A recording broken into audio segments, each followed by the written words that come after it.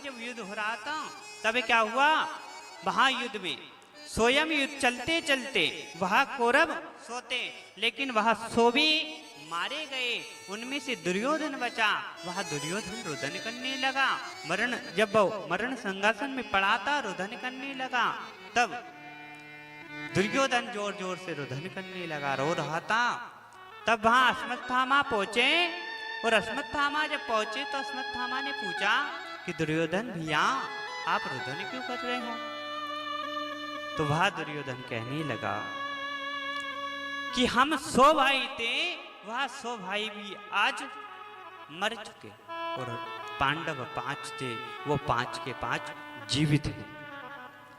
किसके कारण जीवित है 5 ही? और वो 100 क्यों मर गए?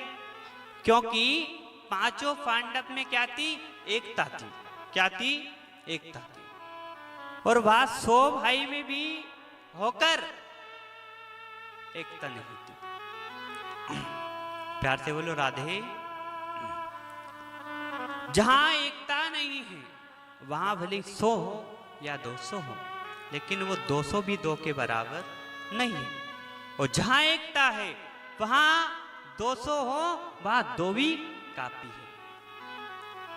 तो इसलिए कहने का मतलब, भागवत सिखाती है हमें, भागवत कहती है कि प्यारे जब तक तुम अगर एकता बनाकर नहीं रहोगे तो जीवन बेकार हो जाएगा, जीवन बिगड़ जाएगा।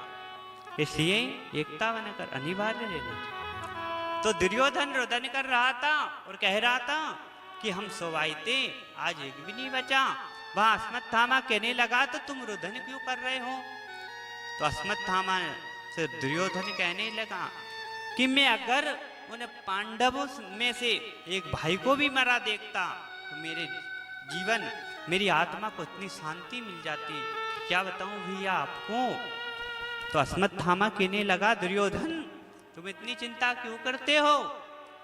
मैं अभी पांडव, ये 5 पांडव में से अभी मार कर आता हूं। तब कहने लगा नहीं नहीं, तुम अश्वत्थामा नहीं मार सकते हैं। अश्वत्थामा कहने लगा नहीं नहीं, मैं अभी मार कर आता हूं।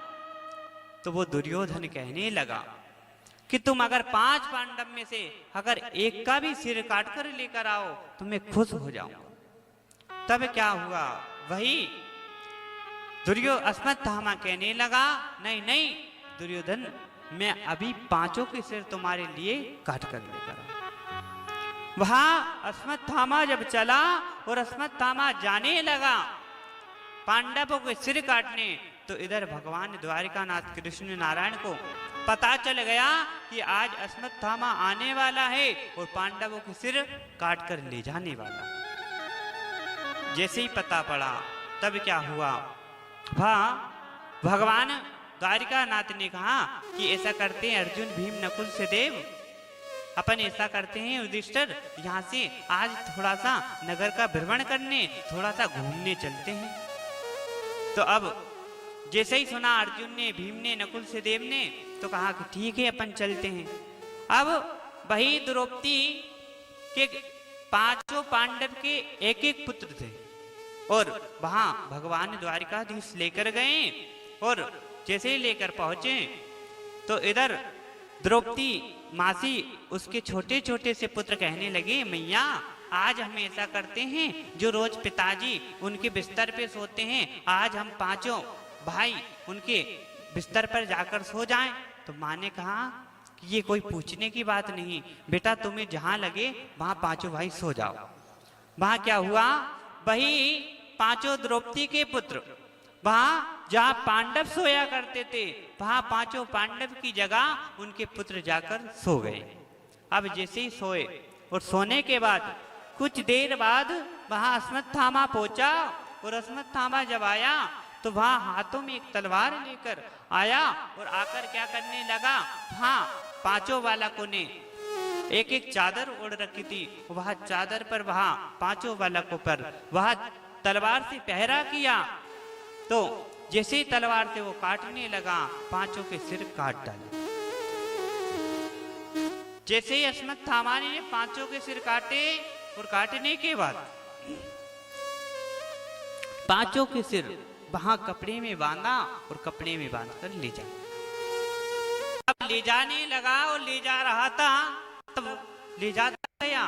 अब वो दुर्योधन के पास पहुंचा कि भैया तुम इतना रोदन कर रहे थे कि तुम ये भी पांडव का सिर नहीं लाओगे। अरे लो, मैं तुम्हारे लिए पाई पाई महायोगी, हे देव, हे महादेव, आप मेरी, हे प्रभु, मेरी रक्षा करो।